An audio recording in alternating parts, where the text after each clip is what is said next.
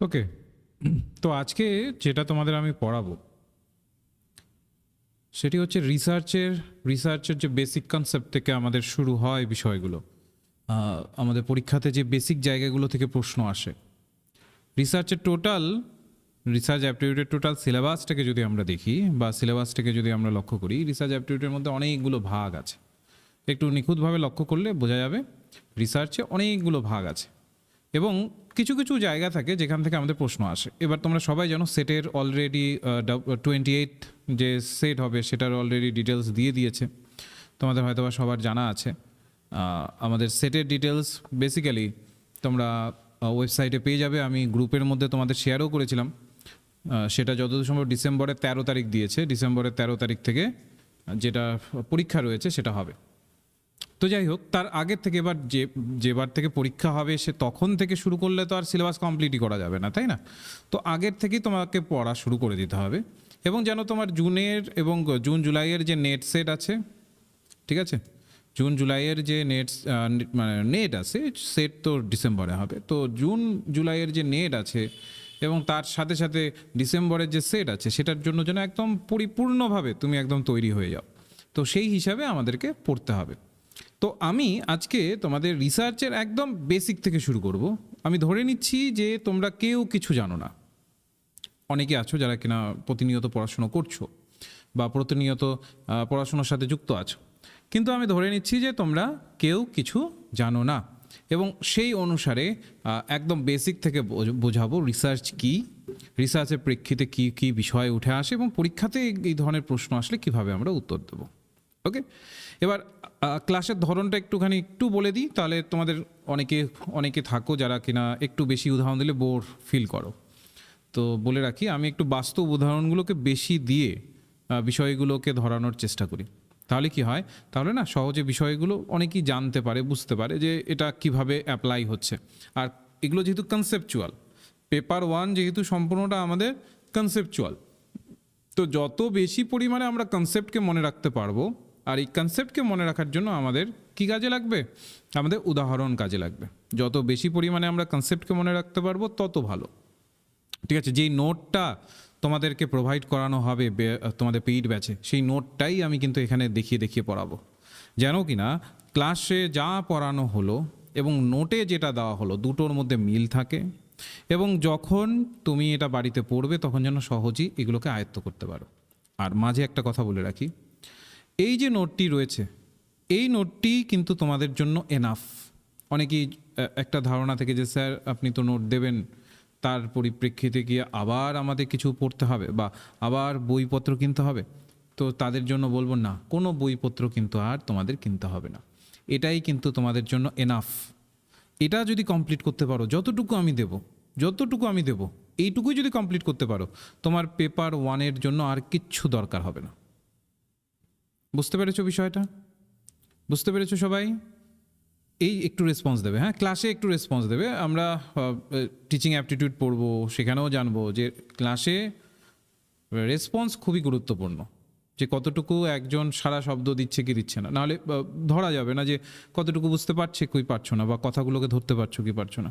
তো এটা খুবই ইম্পর্টেন্ট, তো এটা একটু মাথায় রাখতে হবে আমাদের সবার। এবার আসি আজকের একদম বেসিক ক্লাসে। তাহলে তোমাদের মনে প্রশ্ন আসবে যে স্যার রিসার্চ তো অনেক টিচারই পড়াচ্ছেন, ইউটিউবে তো হাজার হাজার স্যার একদম ভিডিও পাওয়া যায়, তাহলে সেই ক্ষেত্রে আপনি কি এমন বোঝাবেন যে সে হাজার হাজার ভিডিওর থেকে একটু হলেও সেগুলো ভালো, বা আপনার নোট একটু হলেও সেই জায়গা থেকে আমাদের যে টার্গেট আছে সেটাকে অ্যাচিভ করতে সহায়তা করবে?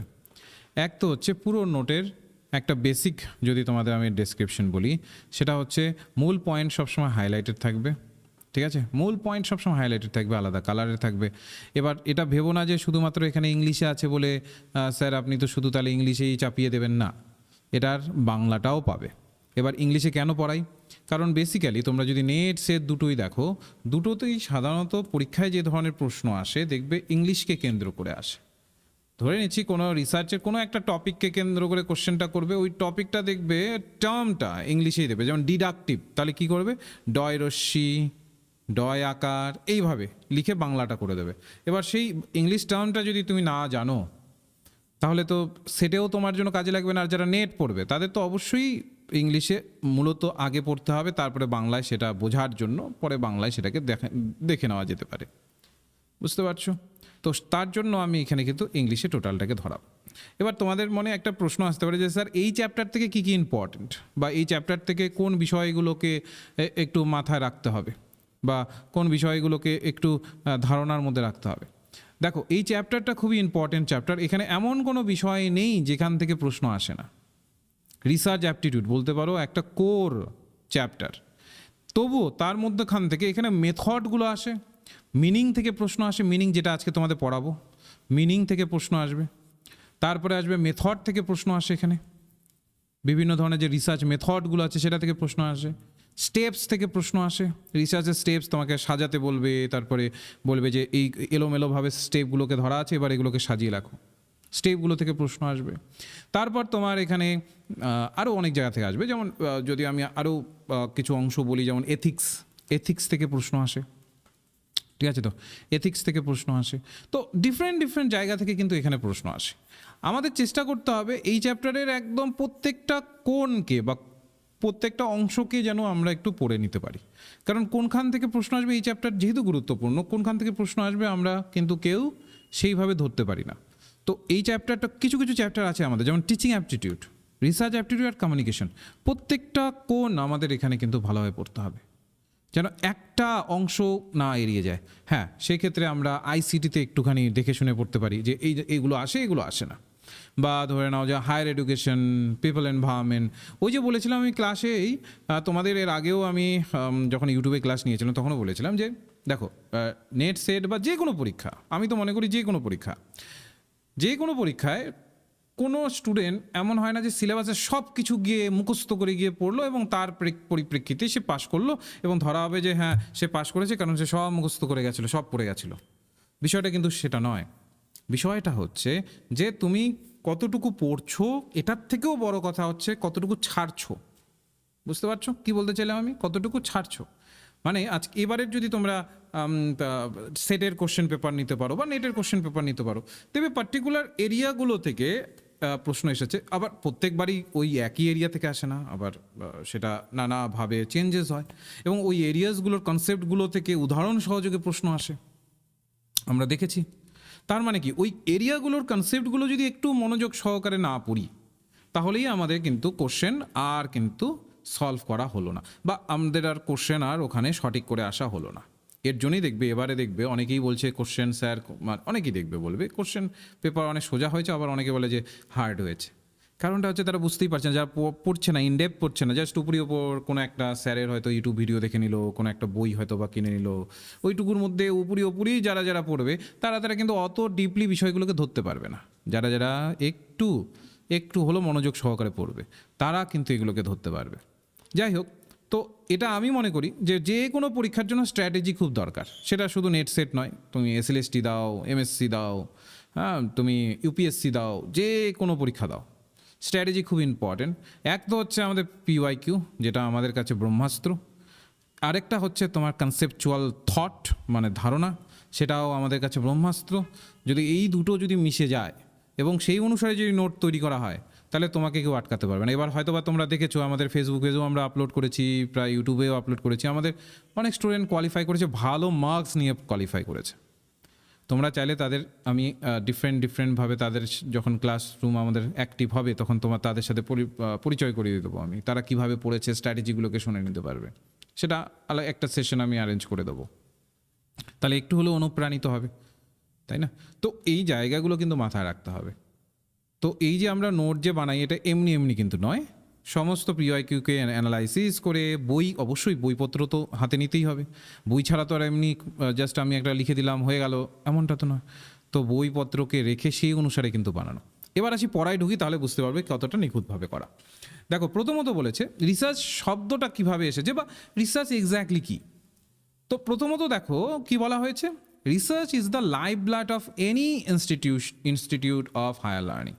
পরীক্ষা আসতে পারে যে রিসার্চকে নিচের অপশনগুলোর মধ্যে একটা ইনস্টিটিউশনে কী হিসাবে ধরা যায়। তো সেখানে যদি লাইফ ব্লাড অপশনটি থাকে তাহলে অবশ্যই, যেমন দেখো এই যে আমাদের শরীরে কি রক্ত চলাচল করছে, আমাদের শরীরে রক্ত চলাচল করছে বলেই কিন্তু আমরা বেঁচে আছি, মানে এই যে বেঁচে থাকা শব্দটা যে আমরা ব্যবহার করি, এটা বেঁচে আছি। যদি রক্ত চলাচল বন্ধ হয়ে যায় আমরাও মারা যাব, তাই না? একটা আমাদের প্রত্যেকটা অঙ্গ একদম কি হয়ে যাবে, শূন্য হয়ে যাবে। তো সেই যে জায়গাটা, সেই ভিত্তিতে আমাদের শরীর চলাচল করছে। তেমনি একটা হায়ার ইনস্টিটিউশনে বা একটা হায়ার লার্নিংয়ের ক্ষেত্রে সেখানে আমাদের রিসার্চটা হচ্ছে লাইফ ব্লাডের মতো কাজ করে।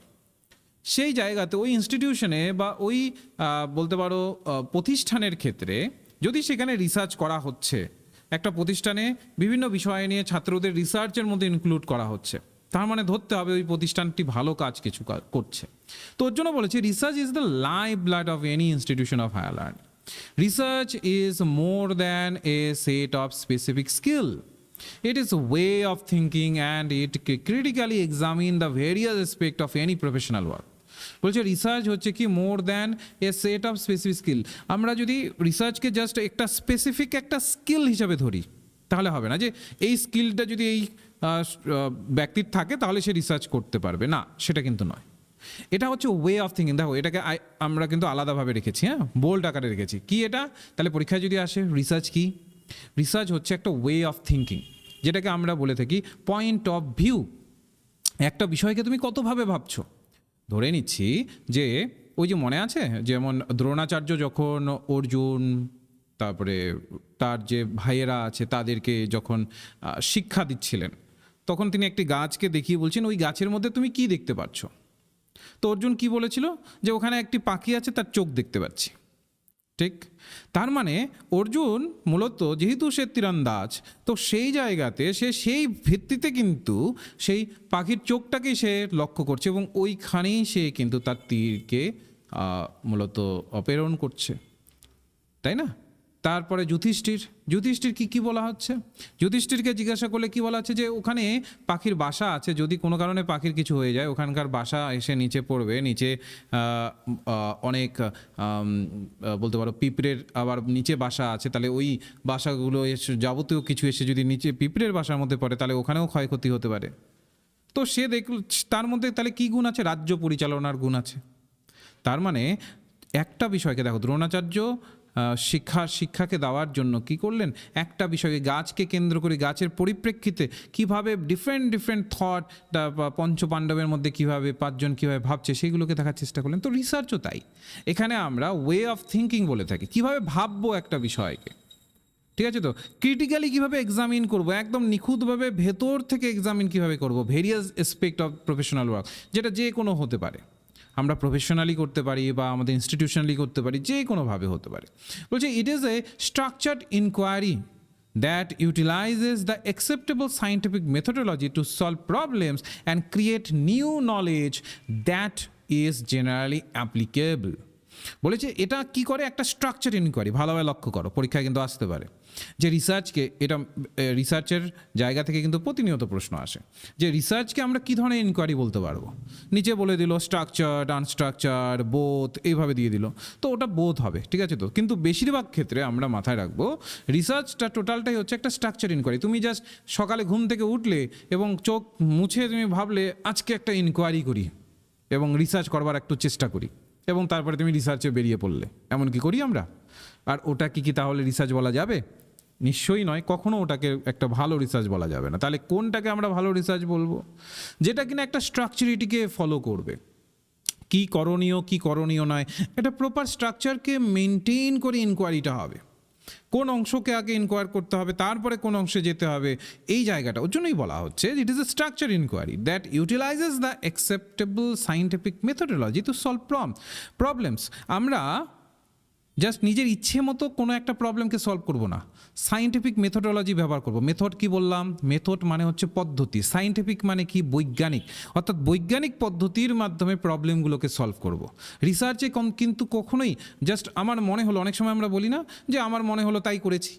রিসার্চে কিন্তু এভাবে বলা যায় না যে আমার মনে হয়েছে তাই আমি করে দিয়েছি, না, তোমাকে যুক্তি দেখাতে হবে। যুক্তি মানেই কি? সেখানে সায়েন্টিফিক টেম্পারমেন্ট থাকবে, অর্থাৎ সায়েন্টিফিক মেথড ব্যবহার করতে হবে, যার ভিত্তিতে তুমি একটা প্রবলেমকে সলভ করবে এবং ক্রিয়েট করবে নতুন একটা নলেজকে দ্যাট ইজ জেনারেলি অ্যাপ্লিকেবল। নতুন একটা নলেজকে তুমি তৈরি করবে। তো এই যে জায়গাটা, এটা কিন্তু আমরা রিসার্চের প্রেক্ষিতে দেখতে পারি। বলছে the inquiry is aimed at understanding a thing or phenomenon or solving a problem. বলেছে এই যে ইনকোয়ারিটা আমরা করি রিসার্চের ক্ষেত্রে, এটার লক্ষ্যটা কি থাকে? লক্ষ্যটা থাকে যে বিষয়টাকে আমরা ইনকোয়ার করছি, সেই থিংটাকে, সেই বিষয়টাকে বোঝা, বা ফেনোমেননটাকে। এবার ফেনোমেনন শব্দটা কোন পরিপ্রেক্ষিতে ব্যবহার, দেখো ফেনোমেনন শব্দটি ডিফারেন্ট জায়গায় ডিফারেন্ট পরিপ্রেক্ষিতে ব্যবহার হয়, তাই না? ফেনোমেনন এই যে পার্টিকুলার যে শব্দটি আছে, ডিফারেন্ট জায়গায় ডিফারেন্ট পরিপ্রেক্ষিতে এটা ব্যবহার হয়। আমরা ডিফারেন্ট পরিপ্রেক্ষিতে এটাকে ব্যবহার হতে দেখি ফেনোমেনন শব্দটিকে। তাহলে এখানে কোন পরিপ্রেক্ষিতে বা এখানে কোন ভিত্তিতে ব্যবহার হয়েছে যদি প্রশ্ন আসে, দেখো আমাদের মাথায় রাখতে হবে এখানে যেটা যে ভিত্তিতে ব্যবহার হয়েছে সেটা হচ্ছে যে আমরা যখন কোনো একটা রিসার্চ করছি বা রিসার্চের পরিস্থিতি কী ধরনের ছিল, ওই পরিস্থিতিকে মাথায় রেখে যখন আমরা রিসার্চটা করছি, এই পরিস্থিতির প্রেক্ষিতটাকে ধরার ক্ষেত্রে কিন্তু এখানে ব্যবহার হয়েছে, বা পরিস্থিতিটাকে ধরার ক্ষেত্রে কিন্তু এখানে ব্যবহার আছে। তাহলে পরীক্ষায় যদি প্রশ্ন আসে যে রিসার্চ কোন ক্ষেত্রে ব্যবহার হতে পারে বা কোন ভিত্তিতে ব্যবহার হতে পারে, তো এখানে আমাদের মাথায় রাখতে হবে যে এখানে ফেনোমেনন শব্দটিতে রিসার্চে সেটা হচ্ছে পরিস্থিতির বেসিসে ব্যবহার হচ্ছে। মাথায় রাখবে সবসময় রিসার্চে না একটা পরিস্থিতি কেন্দ্রিক হয়, ওখানে পরিস্থিতি কেমন আছে যার ভিত্তিতে আমাদের রিসার্চটা কোন পথে এগোবে, ঠিক আছে? তো সেই জায়গাটাকে কেন্দ্র করে কিন্তু আমরা একটা প্রবলেমকে সলভ করার চেষ্টা করি। এবার এখানে আরও একটি জটিলতা আছে। রিসার্চ সবসময় মাথা রাখবো দুভাবে হয়, একটা তো লং টার্মের রিসার্চ হয়, আর একটা হয় শর্ট টার্মের রিসার্চ। সাধারণত যখন শর্ট টার্মের রিসার্চ হয় তখন সেটাকে আমরা অ্যাকশন রিসার্চ বলি। পরীক্ষায় আসতে পারে যে কোনটাকে আমরা অ্যাকশন রিসার্চ বলি। অ্যাকশন রিসার্চ শব্দটা বা এই টার্মটার সাথে তোমরা সবাই আশা করি পরিচিত আছো। তো যখন লং টার্মের রিসার্চ হবে সেটা আলাদা ধরনের রিসার্চ, আর যখন শর্ট টার্মের রিসার্চ হবে তখন সেটাকে আমরা অ্যাকশন রিসার্চ বলে থাকি, ঠিক আছে? বেশ, বলেছে এরপরে যদি আমরা লক্ষ্য করি, the term research comprises two words. বলেছে দুটো ওয়ার্ডের ভিত্তিতে রিসার্চটা ধরা হয়, একটা হচ্ছে রি আর একটা হচ্ছে সার্চ। জেনারেলি রি মানে হচ্ছে এগেইন, আর সার্চ মানে হচ্ছে ফাইন্ড আউট, মানে আবার খোঁজা। এই যে জায়গাটা, এটাকে আমরা বলছি রিসার্চ। বলছে is a process of inquiry and investigation. বলছে এটা একটা প্রসেস, ইনকোয়ারির প্রসেস, এবং তার সাথে সাথে এটা একটা ইনভেস্টিগেশনেরও একটা প্রসেস এই রিসার্চটি। বলেছে is systematic and methodical and increases knowledge. বলছে এটা সিস্টেমেটিক হবে, প্রক্রিয়া অনুসারে হবে, মেথডিক্যাল অর্থাৎ একটা নির্দিষ্ট পদ্ধতি অনুসারে হবে, এবং এটা কি করে আমাদের নলেজকে বাড়াতে সহায়তা করে। আমাদের যে যখন আমরা পিএইচডি করব, সেই পিএইচডির যে বিষয় তার প্রেক্ষিতে আমাদের যে নলেজ সেটাকে আরও বেশি ডেভেলপ করবে এই রিসার্চ।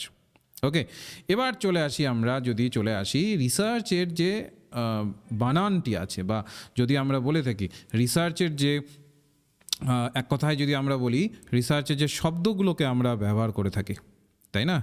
যে শব্দগুলোকে আমরা ব্যবহার করছি যে এটা হচ্ছে রিসার্চ, এই শব্দগুলোকে যখন আমরা ব্যবহার করছি এই ক্ষেত্রে আমাদের একটু মাথা রাখতে হবে যে প্রত্যেকটা অ্যালফাবেটের একটা করে অর্থ আছে, যেখান থেকে আমাদের কিন্তু একটা প্রশ্ন আসার সম্ভাবনা রয়েছে।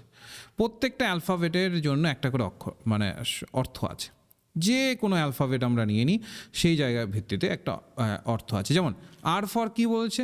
Rational way of thinking. R for কি বলছে? র্যাশনাল ওয়ে অফ থিঙ্কিং, অর্থাৎ একটা বিষয়কে একদম বাস্তবের পয়েন্ট অফ ভিউতে ভাবতে হবে, এটাকে বলা হচ্ছে র্যাশনাল ওয়ে অফ থিঙ্কিং। ওকে, যখন আমরা রিসার্চের কোনো একটা বিষয় নেব, ওটাকে কখনোই আমরা এমন পাবো না যে আমার মনে হলো তাই আমি করে দিয়েছি এমন হয়, বা আমার মনে হয়েছে এমন তাই আমি এটা করেছি, না, ওটাকে একদম র্যাশনাল ওয়েতে ভাবতে হবে, বাস্তবিক পয়েন্ট অফ ভিউতে ভাবতে হবে। ই ফর কি? Expert and exhaustive treatment. E for হচ্ছে এক্সপার্ট, অর্থাৎ ওই বিষয়টাতে আমরা এমনভাবে ট্রিটমেন্ট করবো যেন কিনা ওটা আমরা এক্সপার্ট হিসাবে পরিগণিত হই, এবং একটা এক্সহাস্টিভ ট্রিটমেন্ট যেন ওটা দিতে পারি, যেন ওটার ভিত্তিতে আর কোনো কিছু খুঁজতে না হয়। যদিও বা সেটা নয়, রিসার্চের মানেটাই হচ্ছে, রিসার্চের অর্থটাই হচ্ছে যে নতুন করে কোনো কিছুকে খুঁজে পাওয়া, আর নতুন করে খুঁজতে হলে পুরনো বিষয়কেই একটু ঝালিয়ে দেখতে হবে, তাই না? এস ফর হচ্ছে সার্চ অ্যান্ড সলিউশন। সবসময় আমরা সার্চ করব এবং তার ভিত্তিতে একটা প্রপার সলিউশন দেওয়ার চেষ্টা করব।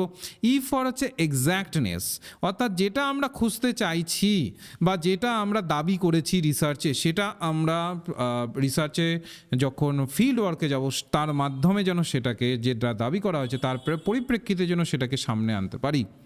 এ ফর হচ্ছে অ্যানালাইসিস, যা আমরা সামনে আনবো সেটাকে প্রপার ম্যানারে অ্যানালাইসিস করব, পর্যবেক্ষণ করব। আর ফর হচ্ছে রিলেশনশিপ অফ ফ্যাক্ট, খুবই ইম্পর্টেন্ট। রিলেশনশিপ অফ ফ্যাক্ট কি? আমি দেখবে তোমরা প্রায়শই এই উদাহরণটা আমার ক্লাসে যারা আছো তারা শুনে থাকবে হয়তো, দেখবে আমি প্রায়শই বলি রাজা মারা গেল তার জন্য তার সাম্রাজ্য ধ্বংস হলো। ঠিক আছে, এখানে না দুটো ভ্যারিয়েবল আছে, আমরা যদি একটু মনোযোগ সহকারে দেখি এখানে আমরা দুটো ভ্যারিয়েবল পাবো, রাজা মারা যাওয়া আর তার সাম্রাজ্য ধ্বংস হয়ে যাওয়া। ঠিক আছে, দুটো ভ্যারিয়েবল আছে। এবার এই যে রাজা মারা যাওয়া এবং তার যে সাম্রাজ্য ধ্বংস হওয়া, এই দুটোর মধ্যেকার যদি আমরা রিলেশন দেখি তাহলে কিসের রিলেশন পাবো? কজ অ্যান্ড এফেক্টের রিলেশন পাবো, যে রাজা মারা গেছে তার জন্যই সাম্রাজ্যটা ধ্বংস হয়েছে। যদি রাজা ঠিকঠাক থাকতো, যদি রাজা মারা না যেত তাহলে তার সাম্রাজ্যটা ধ্বংস হতো না, এইভাবে সাম্রাজ্য বিকিয়ে যেত না। তার মানে আমরা তারপরে আমরা ধারণা করতে পারবো তার মানে সাম্রাজ্যটা রাজার জন্যই টিকে ছিল। তার মানে কি দুটো ফ্যাক্ট ছিল আমাদের কাছে, রাজা কি করলো? মারা গেল, সাম্রাজ্য ধ্বংস হলো, দুটো ফ্যাক্ট। রাজা মারা গেল, সাম্রাজ্য ধ্বংস হলো, দুটো ফ্যাক্ট। ভালোভাবে লক্ষ্য রাখো, এই দুটো ফ্যাক্টের মধ্যে আমরা যখন রিলেশনশিপ খুঁজে বের করলাম এবং এই রিলেশনশিপটা খুঁজে বের করে স্বাভাবিক যুক্তি লাগলো আমাদের, এবং এই যুক্তিভিত্তিক যখন রিলেশনশিপ খুঁজে বার করলাম এবং আমরা রিসার্চে সেটাকে ইনক্লুড করলাম, এর জন্যই বলা হচ্ছে রিলেশনশিপ অফ ফ্যাক্টের ওপরে গুরুত্ব দেয় রিসার্চ। আর সি ফর হচ্ছে critical observation, careful planning, constructive attitude and condensed generalisation. সবসময় কি করা হয় রিসার্চে? ক্রিটিক্যাল অবজারভেশন করা হয়, একদম ভেতরে ঢুকে সমস্ত বিষয়কে অবজার্ভ করে দেখার চেষ্টা করা হয়। ঠিক আছে, একদম ভেতরে ঢুকে। এটা কি বলা হচ্ছে? ক্রিটিক্যাল। দেখো দু ধরনের বিষয় থাকে, একটা হচ্ছে রিয়ালিটি যেটা আমরা সামনে দেখতে পাচ্ছি, যেমন ও আমার সাথে ভালো ব্যবহার করছে, ও আমার সাথে খারাপ ব্যবহার করছে, মানে আমি বাস্তব, ওই যে বললাম বাস্তব জীবনে উদাহরণ দিয়ে বোঝাই যেন কিনা সহজে ধরতে পারো। তো রিসার্চের বিষয়গুলো কি বলো তো, এগুলো একটু জটিল, তো এগুলো যদি বাস্তব হিউম্যান রিলেশনের মাধ্যমে যদি তোমাকে পড়াটা মনে রাখতে হবে, তাই না? তোমাকে পরীক্ষাতে গিয়ে এটাকে অ্যাপ্লাই করতে হবে, তাই না? তো এগুলো যদি হিউম্যান রিলেশনের মাধ্যমে যদি মনে রাখো তাহলে দেখবে সহজে মনে রাখা যায়। আমার স্টুডেন্টদেরকে কিন্তু আমি এই যে হিউম্যান রিলেশন দিয়ে মনে রাখাই, তার ফলে কি হয় তারা কিন্তু কখনো ভোলে না, অন্যান্যরা যেভাবে ভুলে যায়। কারণ মুখস্থবিদ্যে, পেপার ওয়ানে মুখস্থবিদ্যে অবশ্যই দরকার হবে, কিন্তু এমনটাও নয় যে তুমি জাস্ট মুখস্থবিদ্যে করলেই সব মনে থাকবে তোমার, না। তো এটা একটু বুদ্ধিমত্তার পরিচয় দিতে হবে। যাই হোক, তো ক্রিটিক্যাল অবজারভেশন বলতে আমি বললাম দুটো বিষয় আমাদের সামনে আছে। একটা হচ্ছে রিয়ালিটি, যেটা আমি সামনে দেখছি যে ও আমার সাথে ভালো ব্যবহার করে, ও আমার সাথে খারাপ ব্যবহার করে, উনি আমার সাথে ভালো ব্যবহার করেন, উনি আমার সাথে খারাপ ব্যবহার করেন। এটা হচ্ছে রিয়ালিটি, যেটা আমরা সামনে দেখতে পাচ্ছি। আরেকটা থাকে ক্রিটিক্যাল রিয়ালিটি, যেটা কিনা ওই যে ও আমার সাথে ভালো ব্যবহার করে, ও বাইরে তো ভালো ব্যবহার করছে, ভেতরে ভেতরে কি করছে? ভেতরে ভেতরে কি আমার কথা ভালো বলছে নাকি খারাপ বলছে? তো এই যে ভেতরের কথাকে তুমি যখন ধরতে চাইবে তখন ওটা হয়ে যাচ্ছে ক্রিটিক্যাল রিয়ালিটি। ঠিক আছে, তো রিসার্চের ক্ষেত্রে ওই জায়গাটাই এখানে মাথা রাখবে। রিসার্চের ক্ষেত্রে আমরা ক্রিটিক্যাল অবজারভেশন করি, তার মানে কি শুধু ওপরই ওপর পর্যবেক্ষণ নয়, একদম ভেতরে গিয়ে ভেতরের জায়গাটাকে অবজার্ভ করে বের করে নিয়ে আসার চেষ্টা করি। তারপরে আসবে হচ্ছে কেয়ারফুল প্ল্যানিং, একদম প্রপার ম্যানারে আমাদের প্ল্যান করতে হবে যে কোনো বিষয়কে, প্রপার ম্যানারে আমাদের প্ল্যান করতে হবে, এটাকেই বলা হচ্ছে কেয়ারফুল প্ল্যানিং। ঠিক আছে, যেমন আমরা একটা রিসার্চ করব তো স্বাভাবিক ব্যাপার আমাদের মাথায় রাখতে হবে যে আচ্ছা এর ফলে কি কি হতে পারে, এই যে আমি রিসার্চটা করব এই রিসার্চটা করতে আমার কতটা পরিশ্রম হতে পারে, কি কি করণীয় হতে পারে, এখানে আমাকে কোন কোন করণীয়গুলোকে সামনে রাখতে হবে। তো এই যে জায়গাটা, এইটাকে যদি আমরা ভালোভাবে করতে পারি, এটাকেই বলা হচ্ছে কেয়ারফুল প্ল্যানিং। এটা রিসার্চারকে কেয়ারফুল হতে হবে। আরেকটা থাকে কনস্ট্রাকটিভ অ্যাটিটিউড, সবসময় নতুন কিছু নির্মাণ করবার উপরে গুরুত্ব দিতে হবে। জাস্ট ওই একজন কিছু বলেছে, আরেকজন কিছু বলেছে, সবগুলোকে এনে ঘেটে ঘ করে একটা রিসার্চ তৈরি করে দেওয়া হলো, এভাবে নয়। কি করতে হবে? কনস্ট্রাকটিভ অ্যাটিটিউড আনতে হবে, অর্থাৎ যা বলা হয়েছে সেগুলোকে একদম নিখুঁতভাবে এনে সেগুলোকে পর্যায়ক্রমে ভালোভাবে অ্যানালাইসিস করতে হবে। অ্যান্ড কনডেন্স জেনারেলাইজেশন মানে কি? একটা থিওরিকে তৈরি করা। এই যে আমরা ধরে নাও বলছি এই যে শীত শেষে ভারতের প্রায় জায়গাতেই বৃষ্টি হচ্ছে, তার মানে শীতের শেষে ভারতের অনেক জায়গাতেই বৃষ্টি হয়, বা শীতের শেষে ভারতের সব জায়গাতেই বৃষ্টি হয়। এই যে আমি যে একটা বৃষ্টি হওয়া নিয়ে একটা জেনারেলাইজেশন করলাম বা একটা থিওরি তৈরি করলাম, তো এটাকে কিন্তু একদম কনডেন্সড ওয়েতে ভালোভাবে বুঝে সেটাকে করতে হবে, এটা রিসার্চারের উপরে। আর এইচ পর হচ্ছে অনেস্টি অ্যান্ড হার্ড ওয়ার্কিং। অবশ্যই রিসার্চ করবার ক্ষেত্রে কখনোই ফাঁকি দেওয়া যাবে না, অনেস্টি রাখতে হবে এবং প্রপার ম্যানারে হার্ড ওয়ার্ক করতে হবে। ঠিক আছে, এইটা গেল হচ্ছে রিসার্চের জায়গা। এইটুকু কারোর বোঝার অসুবিধে? রিসার্চের এটা কিন্তু একদম বেসিক। আমি যেটা বললাম, আমি ধরে নিচ্ছি কেউ কিচ্ছু জানো না, কারণ অনেকেই আমাকে মেসেজ করেছিলে যে স্যার আমি একদমই নতুন, তো এইভাবে পড়াবেন না যে আমি নতুন অথচ কিছুই ধরতে পারছি না, বা আমি নতুন যেহেতু ওর জন্য কিছু ধরতে পারছি না, তো ওর জন্য আমি ভাবলাম একবারে বেসিক থেকে পড়াবো। তো দেখো, বুঝতে পারলো? যদি বুঝতে পারলে তাহলে ক্লিয়ার লিখে জানাও। যদি তোমরা বুঝতে পারলে তাহলে ক্লিয়ার লিখে জানাও। আচ্ছা, ক্লাস রিলেটেড প্রশ্ন সবাই একটু জিজ্ঞেস করো, হ্যাঁ? ওকে, যদি তোমাদের ক্লিয়ার হয়ে থাকে তাহলে ক্লিয়ার লিখে জানাও। বুঝতে পারলে এটুকু? বেশ, মৌমি মণ্ডল, ওকে, ক্লিয়ার হলো। এরপরে চলে যাচ্ছি আমরা রিসার্চের যে অবজেক্টিভসগুলো থাকে। রিসার্চের কী ধরনের অবজেক্টিভস থাকে বা কোন ধরনের আমরা অবজেক্টিভস দেখতে পারি? আচ্ছা, তারা মাহাতো অ্যান্সার দিয়েছো, বেশ, 1 মিনিট।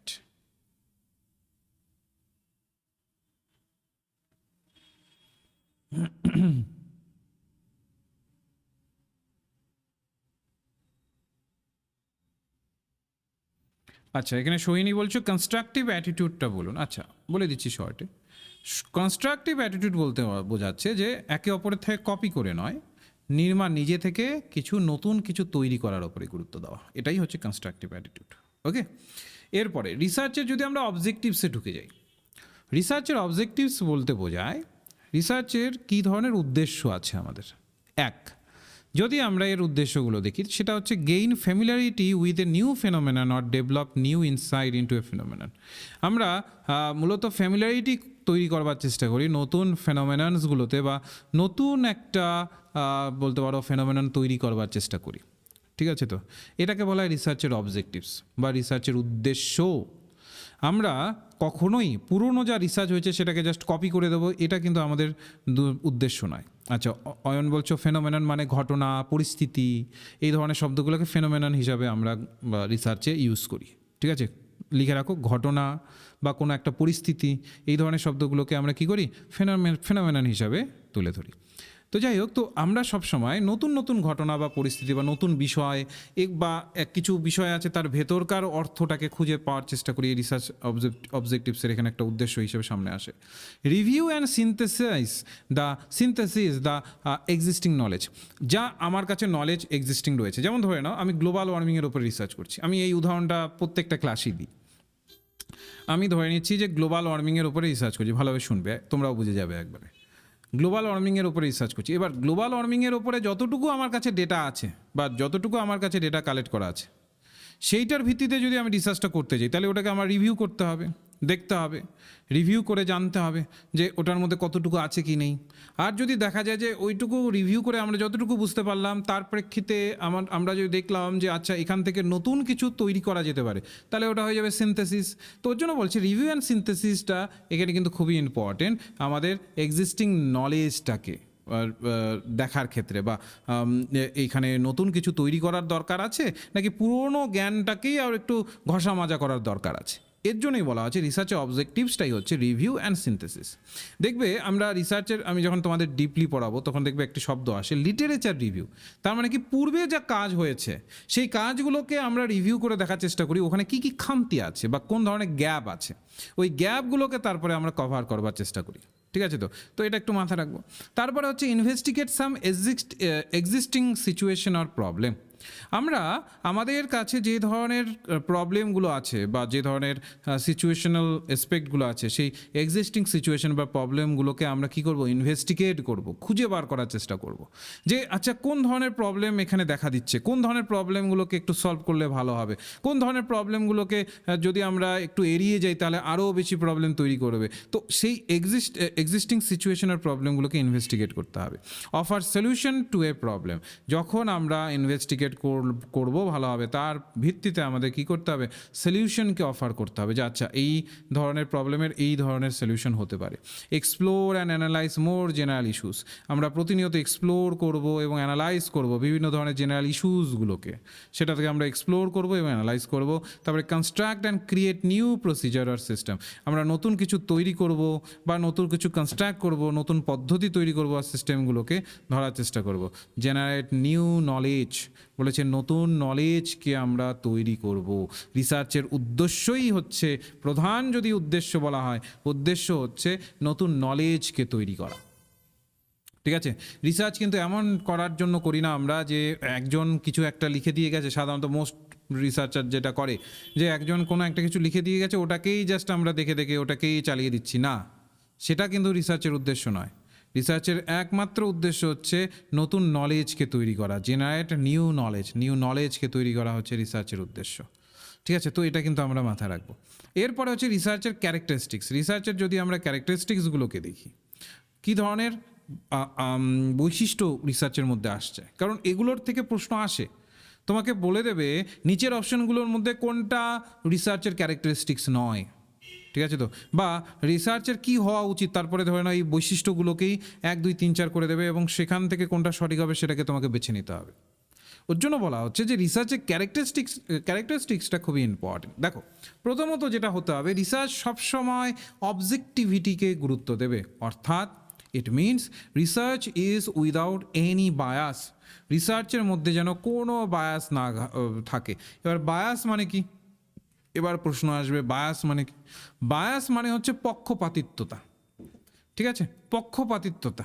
অনেক সময় আমরা কি করে বসি, অনেক রিসার্চাররা আছেন যারা কিনা পক্ষপাত করে বসেন। তো এই পক্ষপাত যেন না হয় সেই জায়গাটার উপর গুরুত্ব দিতে হবে। ওর জন্যই বলা আছে যে রিসার্চ সবসময় যেন কোনো প্রকার বায়াস ছাড়াই হয়ে থাকে।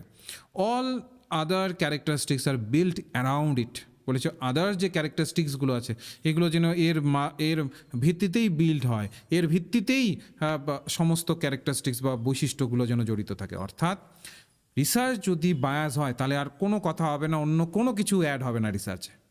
অর্থাৎ রিসার্চকে সবসময় আনবায়াস থাকতে হবে, কোনোভাবেই যেন তার মধ্যে বায়াসনেস না ঢুকে যায় বা পক্ষপাতিত্ব না ঢুকে যায়। এবার তোমাদের মনে প্রশ্ন আসতে পারে যে স্যার এখানে পক্ষপাতিত্ব কীভাবে হবে, এটা তো জাস্ট আমরা লিখবো এইটাই। তো বেসিক্যালি পক্ষপাতিত্ব কীভাবে হয় বলো তো, অনেক সময় রিসার্চার কী করেন, যেটা ডেটা পেলেন, ধরে নিচ্ছি আমি একটা জায়গায় রিসার্চ করছি, সেখান থেকে ডেটা কালেক্ট করছি, তো আমি যে ডেটাটা পেলাম সেই ডেটাটাকে আমি গুরুত্ব না দিয়ে কী করলাম, আমার ইচ্ছে মতো কিছু অংশকে লিখে মূলত প্রেজেন্ট করলাম। তো এই যে নিজের ইচ্ছে মতো অংশকে লিখে প্রেজেন্ট করা, এই যে জায়গাটা, এটাই কিন্তু বলা হচ্ছে পক্ষপাতিত্বতা। তো ওর জন্য বলেছে all other characteristics are built around it. রিসার্চারকে অবশ্যই প্রিকশন নিতে হবে so that result are not affected by the presence, behaviour and attitude. অবশ্যই সচেতনতা, প্রিকশন মানে কি, সচেতনতা অবলম্বন করতে হবে রিসার্চারকে, যেন তার কোনো বৈশিষ্ট্য সেখানে চলে না আসে, কোনো প্রকার বৈশিষ্ট্য যেন না চলে আসে। অর্থাৎ তার প্রেজেন্স নিয়ে, তার বিহেভিয়ার নিয়ে, হ্যাঁ, তার অ্যাটিটিউডকে নিয়ে, এই ধরনের যেন অ্যাটিটিউড, বিহেভিয়ার, এই জায়গাগুলো যেন উঠে না আসে, সেটার উপরে কিন্তু গুরুত্ব দিতে হবে। ঠিক আছে, তো they critically examine the research method to avoid any biases. বলেছে অবশ্যই আমাদের কী করতে হবে, ক্রিটিক্যালি এক্সামিন করতে হবে রিসার্চের মেথডগুলোকে, রিসার্চের পদ্ধতিগুলোকে, যেন কিনা আমরা বায়াসনেসটাকে, যে ধরনের আমাদের পক্ষপাতিত্বটা আছে সেই পক্ষপাতিত্বটাকে এড়িয়ে যেতে পারি, বা বায়াসনেসটাকে যাওয়া যায় বা এড়ানো যায়। তো এটাকে মাথায় রাখবো আমরা। এরপরে হচ্ছে সাম ইম্পর্টেন্ট বায়াসেস। এবার এটা খুব মনোযোগ সহকারে একটু মনে রাখবে। কিছু কিছু আমাদের ইম্পর্টেন্ট বায়াসেস থাকে যেগুলোকে খুব নিখুঁতভাবে মনে রাখতে হয়, যেগুলো ওই ধরনের বায়াস যেন আমাদের রিসার্চের মধ্যে একবারই চলে না আসে। ঠিক আছে,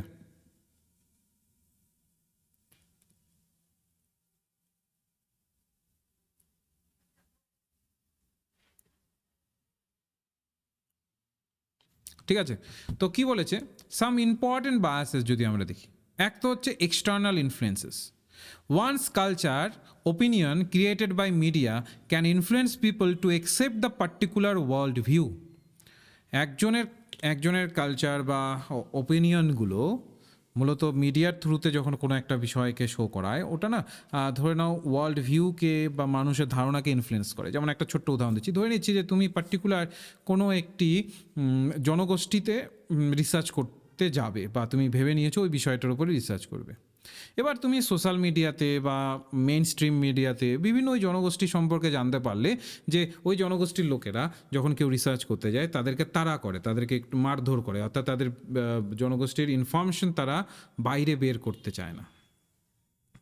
ঠিক আছে, এই যে জায়গাটা রয়েছে, এবার তুমি যখন রিসার্চ করতে যাবে তখন তোমার সবসময় একটা কথাই মনে পড়বে, যদি আমার সাথেও এই সব বিষয় ঘটে, যদি আমাকেও তারা করে, আমারও যদি এই ধরনের পরিস্থিতি করে, তো তোমার মধ্যে যে উদ্দেশ্যটা, রিসার্চের যেটা প্রকৃত উদ্দেশ্য, সেটা বাদ দিয়ে সমস্ত রকম আদার্স ভয়গুলো কাজ করে রিসার্চের যে অবজেক্টিভটা সেটা পরিবর্তন করে দিতে পারে। এটাকে বলা হচ্ছে এক্সটার্নাল ইনফ্লুয়েন্স। আমি কিন্তু একদম সাদামাটায় বোঝাই, ঠিক আছে? তো কারণ হচ্ছে অনেকেই মনে হতে পারে যে স্যার এত সোজা একটা উদাহরণ দিলেন, তো বেসিক্যালি সাদামাটাভাবে বোঝাতে চাইলে এই ধরনের উদাহরণ দিতে হবে, তাহলে তোমরা সহজে মনে রাখতে পারবে। এগুলোই দেখবে বইয়ের মধ্যে জটিল ব্যাখ্যা দেওয়া আছে, একদম সাদামাটাভাবে বুঝতে হবে। দেখো, বুঝতে হবে সাদামাটাভাবে, কিন্তু যখন আমরা ওটাকে কোশ্চেন অ্যান্সার সলভ করব, অ্যাপ্লাই করব, তখন স্বাভাবিক আমাদের সেইগুলোকে যে পরীক্ষার পয়েন্ট অফ ভিউ সেই অনুসারে সেগুলোকে অ্যাপ্লাই করতে হবে। তো সবই শেখানো হবে।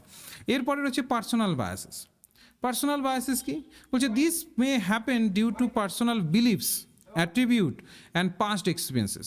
বলছে নিজস্ব যখন কোনো একটা বায়াস ক্রিয়েট হয়, এটা ধরে নাও আমাদের কোনো পার্সোনাল বিলিফের মাধ্যমে হয়, আমাদের অ্যাট্রিবিউটসের মাধ্যমে হয়, বা পাস্ট এক্সপিরিয়েন্সের মাধ্যমে হয়। যেমন ধরে নাও আমার একটা বিলিফ আছে যে যারা বিদেশি তারা খুব খারাপ হয়, ধরুন এরকম একটা বিলিফ আমার মধ্যে একটা রয়েছে। এবার আমি রিসার্চ করছি বিদেশিদের উপরে, আমেরিকা বা ইউএসএ সিটিজেনদের উপরে রিসার্চ করছি। তো যেহেতু আমার মধ্যে ওই যে একটা যে বিলিফ আমার মধ্যে ঢুকে আছে, যে যেখানেই যাবো হয়তো বা 10 জনের মধ্যে আমি একজন খারাপ ব্যক্তি পেলাম, তবুও আমার মধ্যে ওটাই হবে যে এই সাদা চামড়ার লোকেরা এই ধরনেরই, আমাদের এত বছর শাসন করে গেছে, এই সাদা চামড়ার লোকেরা এই এতটাই খারাপ হয়। বুঝতে পারলে? তো এগুলো হচ্ছে পার্সোনাল বায়াস। তখন কি হবে, রিসার্চ যখন করতে যাবে এই বায়াসগুলোই বারবার তোমার রিসার্চটাকে ভুল পথচারী করবে। ঠিক আছে, এটাকে বলা হয় পার্সোনাল বায়াস। এগুলোকে তাহলে আমাদের কি করতে হয়? সবসময় অ্যাভয়েড করে চলার চেষ্টা করতে হয়, সবসময় এগুলোকে এড়িয়ে চলার চেষ্টা করা, যেন এই বায়াসগুলো বা বায়াসেসগুলো যেন আমাদের উপরে একদম বৃহৎ পরিমাণে কোনো রকম প্রভাব ফেলতে না পারে। এরপরে আরেকটি বায়াস থাকে যেটাকে বলা হয় অবজারভার বায়াস। অবজারভার বায়াস বলতে কি বোঝায়? Some event are taken as meaningful by some and not taken as meaningful by others. Observer bias simple, যে কিছু কিছু ইভেন্ট আছে যেগুলো কিনা কিছু কিছু মানুষের কাছে মিনিংফুল হিসাবে সামনে আসে, আবার কিছু কিছু ইভেন্ট আছে যেগুলো কিছু কিছু মানুষের কাছে মিনিংফুল হিসাবে সামনে আসে না। যেমন আমি একটা ছোট্ট উদাহরণ দিচ্ছি, যেমন আমি সবাইকে এটা কথা বলি, যেমন আমার বাড়ি হচ্ছে ন্যাশনাল হাইওয়ের একদম পাশে। তো এখানে প্রতিনিয়ত একটা যেহেতু একটু টার্ন আছে প্রতিনিয়ত, আর আমাদের সরকারি ইঞ্জিনিয়াররা তো জানোই কীরকমভাবে করে দেয়, তো সেখানে প্রতিনিয়ত অ্যাক্সিডেন্ট লেগেই থাকে। হয়তো বা কোনো কোনো সময় স্পট ডেড হয়ে যাচ্ছে, কোনো কোনো সময় কারোর পা হাত ভেঙে যাচ্ছে, প্রতিনিয়ত হয়। ট্রাফিক পুলিশ থাকে, তবু সেখানে প্রতিনিয়ত একটা অ্যাক্সিডেন্টের জায়গা থাকে, যেহেতু একটা হাইওয়ে বললাম, একটা লম্বা হাইওয়ে এসে তারপর এখানে এসে বাঁক নিচ্ছে, তো এই জায়গাটা অনেক সময় থাকে। এবার আমি ধরে নাও অ্যাক্সিডেন্টাল অ্যাক্টিভিটি আমাদের দেশে যা হচ্ছে সেগুলোর উপরে রিসার্চ করছি, এবং সেগুলো কিভাবে আমাদের সমাজের ওপর প্রভাব ফেলছে সেগুলো নিয়ে আমি রিসার্চ করছি। ঠিক, এবার আমি যখন এই বিষয়গুলোকে দেখছি, আমি যখন শুনছি অ্যাক্সিডেন্টের কথাগুলো, আমার অতটা প্রভাব পড়ছে না আমার ওপরে। কারণ কি, আমি প্রতিনিয়ত ধরে নাও এই ধরনের অ্যাক্সিডেন্ট আমার পাশেই হতে দেখি, তো আমার উপরে সেগুলো খুব একটা প্রভাব ফেলছে না যে এই অ্যাক্সিডেন্টগুলো একটা বড় রকমের বিষয় বা এগুলো একটা বড় রকমের চর্চার বিষয়, এগুলো খুব একটা প্রভাব ফেলছে না। কিন্তু যিনি কিনা গ্রামে বসবাস করেন, একদম প্রত্যন্ত গ্রামে ধরে নাও, তার মেইন রোড থেকে তার বাড়ি অনেকটা দূরে ভেতরে, এবং সেখান থেকে তিনি মেন রোডে মাঝে মধ্যেই আসেন, তার আগেই তার হাট বাজার সব পড়ে যায়, তো মেন রোডে তার খুব একটা আসার দরকার পড়ে না, তিনি ওই সেখানেই থাকেন। তো ধরে নাও সে যখন হঠাৎ করে একটা অ্যাক্সিডেন্ট দেখবে, তো ওটাতে তার কিন্তু একটা বৃহৎ পরিমাণে সে কিন্তু আটকে উঠবে যে এইভাবে মানুষ মারা যায়, একটা জলজান্ত মানুষ এই যে বাইকে করে আসছিল, গাড়িতে লাগলো, একদম স্পট ডেড হয়ে গেল, তার কিন্তু খুবই গভীরভাবে সেটা কিন্তু মর্মাহত হবে সে।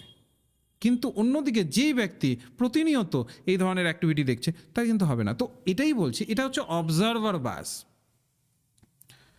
ঠিক আছে, তো অবজারভার বায়াস মানে হচ্ছে যে একটা ইভেন্টকেই একজন ব্যক্তি একভাবে নেবে, আরেকজন ব্যক্তি আরেকভাবে নেবে।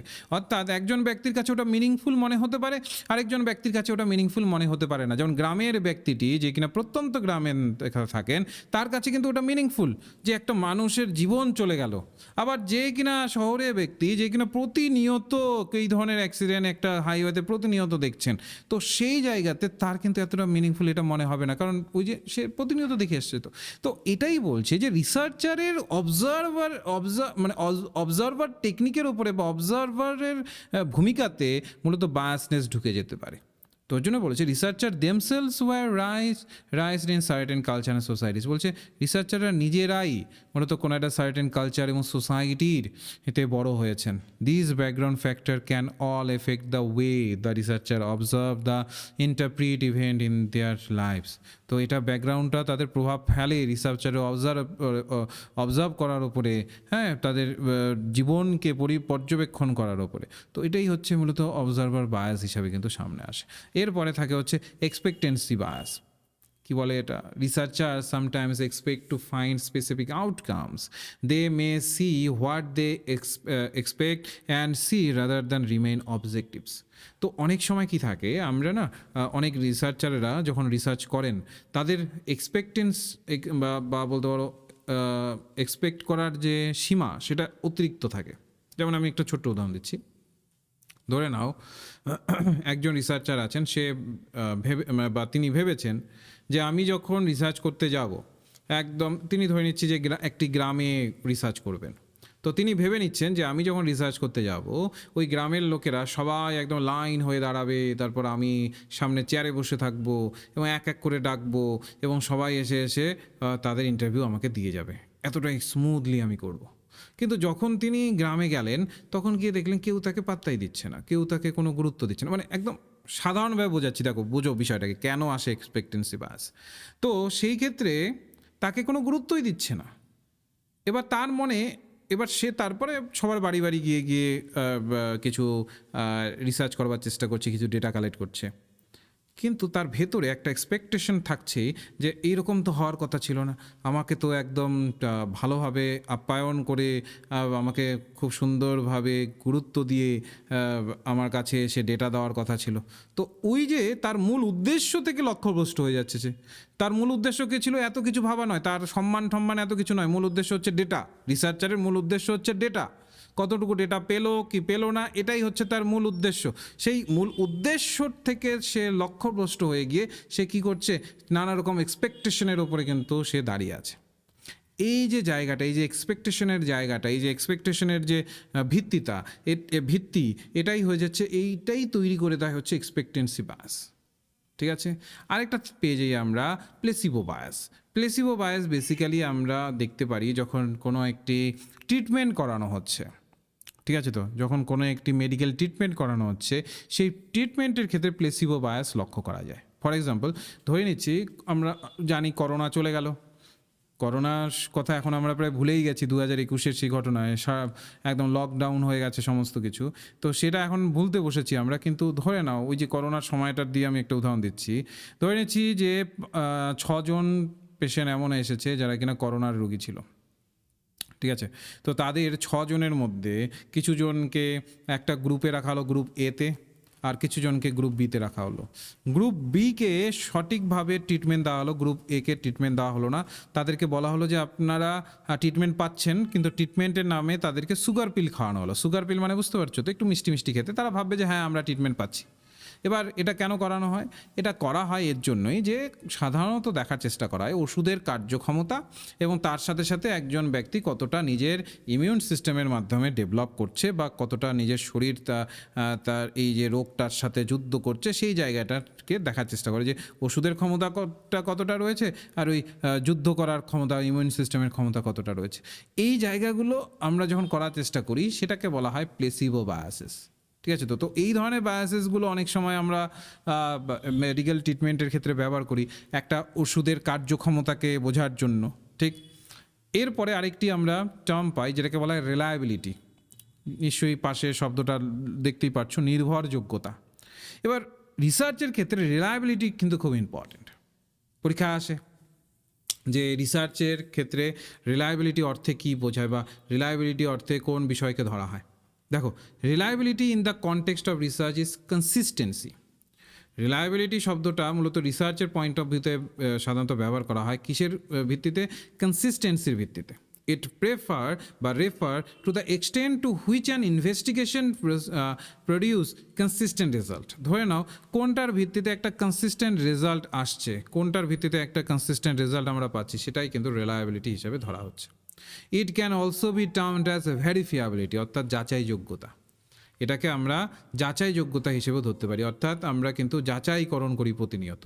If any research yields similar result each time, প্রতিনিয়ত যদি একটা রেজাল্ট আমরা সিমিলার রেজাল্ট পাচ্ছি একটা রিসার্চের ক্ষেত্রে, then it is undertaken with similar population given context, then similar procedure said to be reliable research. যেমন আমি ধরে নাও একটা বলছি যে আমরা এ নামক একটা লিকুইডের সঙ্গে, ধরে নাও একটা এ নামক লিকুইডের সঙ্গে একটা বি নামক লিকুইডকে আমরা মেশালাম, ভালোভাবে বুঝবে। এ নামক লিকুইডের সাথে আমরা বি নামক লিকুইডকে মেশালাম, এই দুটোকে মিশিয়ে আমরা পেয়ে গেলাম হচ্ছে সি নামক একটা লিকুইড পেয়ে গেলাম। ভালোভাবে বোঝো, এ নামক লিকুইডের সাথে বি নামক লিকুইড বসিয়ে আমরা সি নামক একটা লিকুইড পেলাম, ঠিক আছে? তো এবার এই যে সি নামক লিকুইডটা, যতবার আমি এ নামক লিকুইডের সাথে বি নামক লিকুইডকে মেশাবো ততবারই আমি সি নামক লিকুইডটাই পাবো, কখনো ডি নামক লিকুইড আসবে না, ঠিক আছে? তো কখনো ডি নামক লিকুইড আসবে না, সিটাই বারবার আসবে। যদি বারবার একই রেজাল্ট আসে, কনসিস্টেন্সি যদি দেখায়, তাহলে সেই ক্ষেত্রে মনে রাখতে হবে রিসার্চটা রিলায়েবিলিটির পর্যায়ে পড়ছে, সেটার উপরে নির্ভর করা যায়, সেটার উপরে নির্ভর করা যায়। আর যদি লক্ষ্য করা যাচ্ছে যে এ প্লাস মানে এ নামক লিকুইডের সাথে বি নামক লিকুইড মিশিয়ে একবার সি আসছে, একবার ডি আসছে, একবার ই আসছে, একবার এফ আসছে, একবার এফ নামক লিকুইড তৈরি হচ্ছে, সাপোজ আর কি, মানে এই ধরনের যদি পরিস্থিতি লক্ষ্য করা যায়, বা ধরে নাও এত ভেরিয়েশন না থাকলেও সি নামক লিকুইডের সাথে দেখা গেলো সি না এসে ডি চলে আসছে, যদি এটাও জাস্ট একটা যদি পার্থক্য থাকে, তবু তার মানে রিসার্চ গ্রহণযোগ্য নয় বা নির্ভরযোগ্য নয়। গ্রহণযোগ্যর থেকে বড় কথা নির্ভরযোগ্য নয়, ঠিক আছে? তো এর জন্য বলা হয় যখন রিসার্চকে আমরা ভ্যারিফাই করে তার ভিত্তিতে যে আউটকামটা আসছে সেটাকে একদম প্রচ্ছন্ন আকারে ধরার চেষ্টা করি, এবং তার ভিত্তিতে আউটকামটাকে যখন আমরা ধরবো এবং সেটাকে যাচাইকরণ করে নির্দিষ্ট আকারে নিয়ে যাব, তো সেটাই কিন্তু রিলায়েবিলিটির পর্যায়ে পৌঁছাবে। এটাতে আমাদের রিসার্চের কনসিস্টেন্সির ওপরে কিন্তু এটা নির্ভর করে, বা কনসিস্টেন্সির ওপরে এটাকে আমরা নির্ভর হতে দেখি। বোঝা গেল বিষয়টা? ক্লিয়ার হলো আমাদের? একটু সবাই জানাবে। রিলায়েবিলিটি ক্লিয়ার হলো? ভুল হবে আর কোনো দিন? আশা করি ভুল হবে না। একটু সবাই লিখে জানাও, ক্লিয়ার লিখে জানাবে। দেখো আমি আগাগোড়াই বলি, ক্লাসে একটু রেসপন্স দেবে, আমারও ধরতে সুবিধা হবে যে আমার স্টুডেন্টরা বুঝতে পারছে কিনা, তাই না? আমারও ধরতে সুবিধা হবে যে আমার স্টুডেন্টরা বুঝতে পারছে কিনা। ক্লিয়ার তো সবার?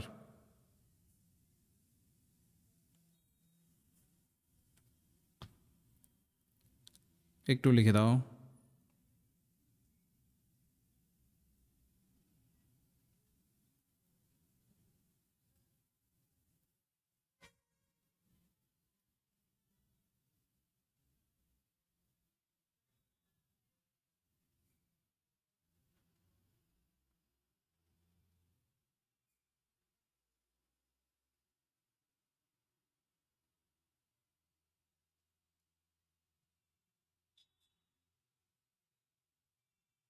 ওকে, বেশ।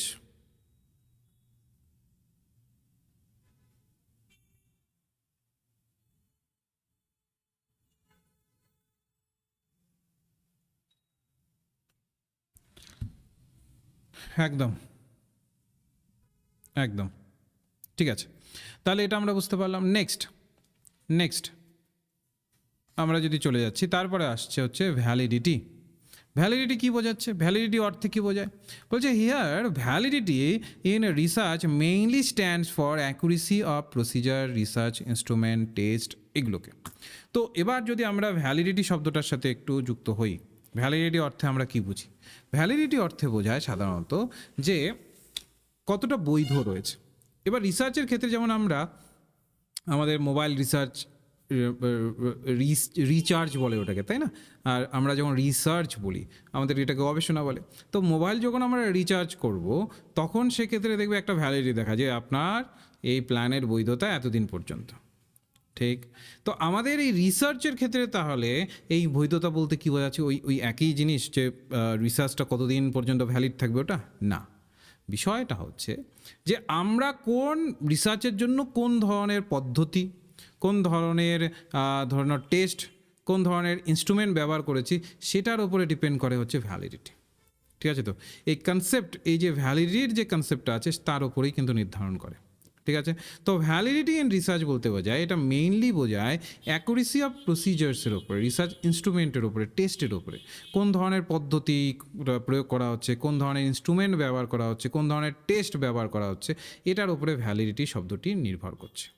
ঠিক আছে। এবার আমি যদি আরেকটু ভেতরে ঢুকি, যেমন ধরে নিচ্ছি আমাদের একটা তো থাকে সোশ্যাল স্টাডিজ, আরেকটা থাকে আমাদের সোশ্যাল সায়েন্স। সোশ্যাল স্টাডিজ সাধারণত আর্টসের ক্ষেত্রে আমরা বা হিউম্যানিটিস বলে থাকি, আর্টসের ক্ষেত্রে ধরে থাকি, আর সোশ্যাল সায়েন্সের জায়গাটাকে আমরা বেসিক্যালি সায়েন্সের ক্ষেত্রে ধরে থাকি। ঠিক আছে। তো এবার ভ্যালিডিটি কীভাবে হবে, যেমন ধরে না, যখন আমি সোশ্যাল স্টাডিজ করব, ভালোভাবে বুঝবে, যখন আমি সোশ্যাল স্টাডিজ নিয়ে চর্চা করব বা সোশ্যাল স্টাডিজ নিয়ে বিষয়গুলো নিয়ে চর্চা করা হবে, তখন সাধারণত বেশিরভাগ ক্ষেত্রে কি লক্ষ্য করা হয়, তখন সেই ক্ষেত্রে আমরা বেশিরভাগ ক্ষেত্রে গুরুত্ব দিই হচ্ছে আমাদের মাইক্রোফোন কেমন আছে, আমাদের ক্যামেরা কেমন আছে, যে এই ইনস্ট্রুমেন্টগুলো দিয়ে যে ধরনের ইন্টারভিউ হচ্ছে সেগুলোকে ক্যাপচার করা এবং তাদের থেকে যে ধরনের ডেটা পাওয়া যাচ্ছে সেগুলোকে পরবর্তীকালে লিখিত আকারে নিজেদের সাথে আলোচনা করা এবং সেগুলোকে পরবর্তীকালে আমরা আবার রিসার্চের মধ্যে ইনক্লুড করব। আর যখন আমরা এই সোশ্যাল সায়েন্সের নিয়ে আলোচনা করব, যার মানে ধরে নিচ্ছি সোশ্যাল সায়েন্স নিয়ে যখন আলোচনা হবে, ভালোভাবে বোঝো, সোশ্যাল সায়েন্স নিয়ে যখন আলোচনা হবে তার মানে আমাদের ল্যাবরেটরিতে সমস্ত কাজ চলবে।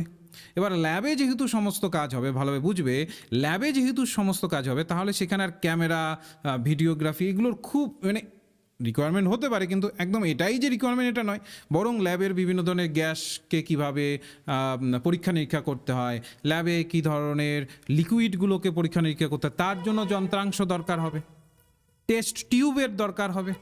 তো মোট কথা হচ্ছে ভ্যালিডিটি অর্থে বোঝাচ্ছে আমরা যে ধরনের রিসার্চের জন্য যে ধরনের পদ্ধতি দরকার, যে ধরনের ইনস্ট্রুমেন্ট দরকার, যে ধরনের টেস্ট দরকার, ওই রিসার্চের জন্য ওই ধরনের পদ্ধতি, ইনস্ট্রুমেন্ট, টেস্ট ব্যবহার করেছি কিনা, যদি ব্যবহার করে থাকি তাহলে ওটা একদম ভ্যালিড, আর যদি ব্যবহার না করে থাকি তাহলে সেইখানে ভ্যালিডিটির ওপরে প্রশ্ন চিহ্ন উঠে আসবে।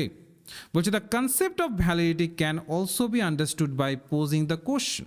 এই যে ভ্যালিডিটির যে কনসেপ্টটা আছে, যেটা নিয়ে আমাদের পরীক্ষায় প্রতিনিয়ত প্রশ্ন আসে এই ভ্যালিডিটি নিয়ে, এটা মূলত একটা প্রশ্নের উত্তর দেওয়ার চেষ্টা করে, সেটা হচ্ছে are we measuring or able to measure what we originally intended to measure. আমরা মূলত যা পরিমাপ করতে চেয়েছিলাম তা কি আমরা পরিমাপ করতে সক্ষম, আমরা কি পরিমাপ করতে পারবো। যেমন আমরা পরিমাপ করতে চাইছি যে এই রিসার্চটা এইভাবে হবে, সোশ্যাল সায়েন্সের রিসার্চটা এইভাবে হবে, সোশ্যাল স্টাডিজের রিসার্চটা এইভাবে হবে, এইটাকে তাহলে কি আমরা ওই ভিত্তিতে পরিমাপ করতে পারছি? তো এটাকে বলা হচ্ছে ভ্যালিডিটি। তার মানে ভ্যালিডিটির মানেটাই হচ্ছে research must be unbiased. Research কখনোই যেন তার মধ্যে বায়াসনেস না থাকে, and free from any systematic error, কোনো প্রকার সিস্টেমেটিক এরর, কোনো প্রকার পদ্ধতিগত ওখানে ভুল যেন এখানে না থাকে। This may impact the applicability of research. এটা মূলত আমাদের রিসার্চের অ্যাপ্লিকেবিলিটির ওপরে কিন্তু প্রভাব ফেলবে। Without validity research goes in the wrong direction.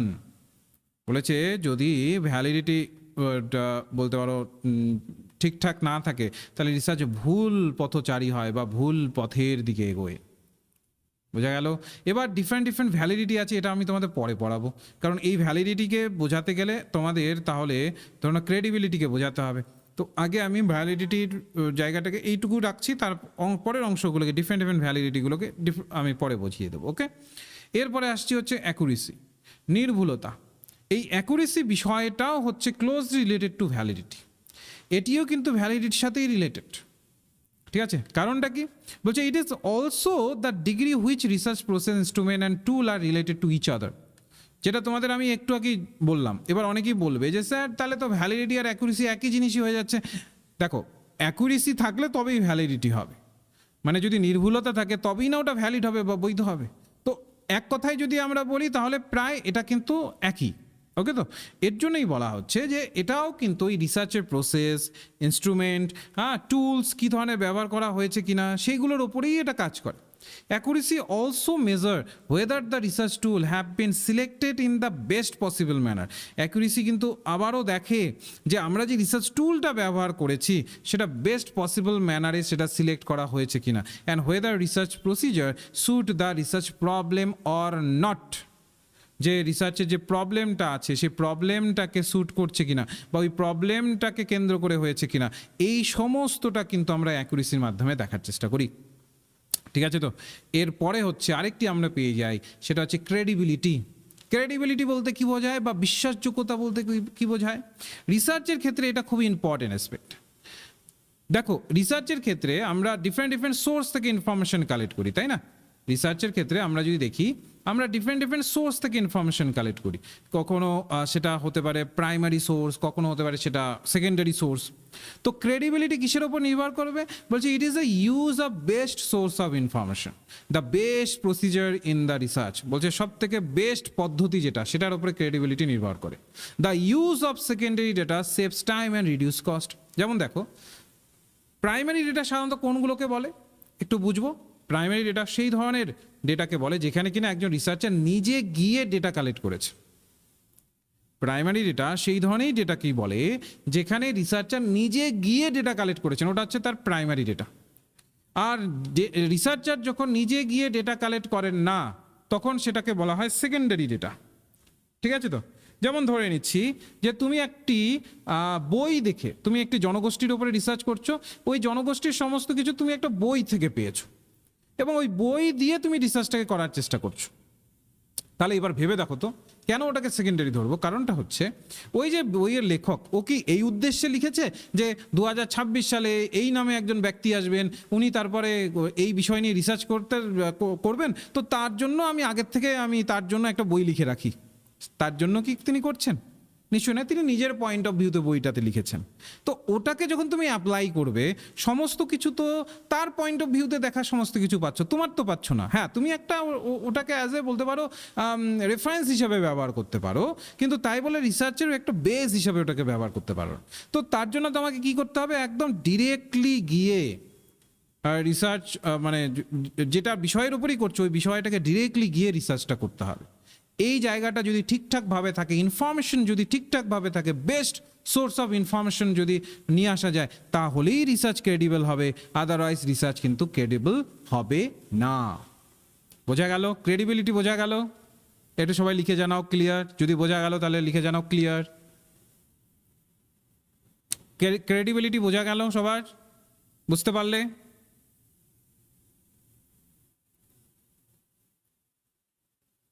ঠিক আছে, বেশ। তো আজকে আমি এই পর্যন্তই রাখছি। নেক্সট যখন তোমরা মূলত অ্যাডমিশন নেবে, তারপরে আমি নেক্সট এটার পরের থেকে বাকিটা শুরু করব। ওকে, এই জায়গাগুলো খুবই ইম্পর্টেন্ট। এই জায়গাগুলোকে যদি ডিপলি না পড়া যায়, তাহলে কিন্তু কনফিউজিং অ্যাসপেক্ট আসবেই আসবে বা কনফিউশন আসবেই আসবে। আর নোট এভাবে পাবে, এর সাথে সাথে বাংলা ইংলিশ, অর্থাৎ এইভাবে ইংলিশে তো থাকবেই, তার সাথে সাথে বাংলায়ও পাবে। ঠিক আছে? তো যা যা লেখা থাকবে সেটা বাংলায়ও পাবে, ওর জন্যই বলা আছে বাংলা ইংলিশ দুভাষাতেই থাকবে। ঠিক আছে? এই বিষয়ে কোনো সন্দেহ নেই। আর নোট কিন্তু প্রিন্টও করতে পারবে। ঠিক আছে? তো যারা যারা অ্যাডমিশন নিতে চাইছো আজকের ব্যাচটার প্রেক্ষিতে, যাদের মনে হচ্ছে যে অ্যাডমিশন নিতে চাইছো, তো তোমরা ক্লাসের শেষে 9064253244 এই নম্বরে একবার হোয়াটসঅ্যাপ করে নিও। ঠিক আছে? তো এটাতে হোয়াটসঅ্যাপ করে নিও, বা ধরে নাও যে যদি কল করতে চাও তাহলে কলও এই নম্বরটাতেই করতে পারো। ওকে, মান্থলি ফিজ সিস্টেম আছে, তো সেটা পেয়ে যাবে। আর একটা বিষয় বলে রাখি, একটা বিষয় তোমাদেরকে বলে রাখি এখানে, সবাই একটু মাথায় রাখবে, যারা যারা যারা যারা মূলত এই যে 15 তারিখের মধ্যে অ্যাডমিশন নেবে, তারা কিন্তু 12 মাসের যে ভ্যালিডিটিটা সেটা কিন্তু পেয়ে যাবে। ঠিক আছে? তো তোমাদের আগেই বলেছি 6 মাসের মধ্যে আমাদের সিলেবাস কমপ্লিট করব আমরা। ঠিক আছে? 6 মাসের মধ্যে আমরা সিলেবাসটাকে কমপ্লিট করব।